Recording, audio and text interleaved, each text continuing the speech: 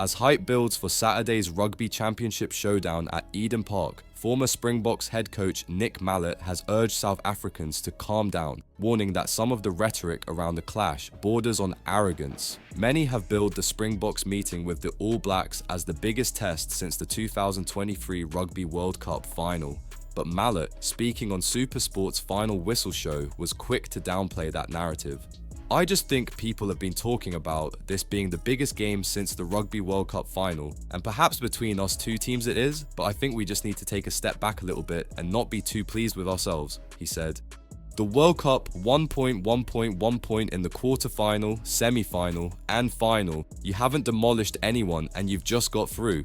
We were nice and humble, we were very humble, and we said any side could win it. But going into this rugby championship, no one thought that Australia was going to turn up like they did, and no one thought after New Zealand beat Argentina that Argentina would have such a good reaction, and that the New Zealanders would be a little bit overconfident going into that game. Between France, Ireland, and the 4 countries that are playing in the rugby championship, I think anyone can beat anyone on their day. To say that our game is the biggest since the World Cup I think might be a little bit arrogant. Sitting alongside him, Springbok legend Victor Matfield strongly disagreed. For him, this is as big as it gets. There are 6 teams that can beat anyone, that's true, but for a South African, I really believe that this is the biggest game we've faced in a very long time, Matfield said. What this team has achieved in the last 8 years, it doesn't matter if it's by 1 point or 20 points. The first one they beat England easily. The position South Africa are in now is pretty much the same. We beat New Zealand 3 times in 2009, the Stormers made 2 Super Rugby finals, so South African rugby is on a high. We go down to Eden Park and this is our chance. We're going to take that scalp, we're going to take that victory, and they just smashed us off the ground. The intensity that they brought there was just something different. That was almost the start of that double winning All Blacks team.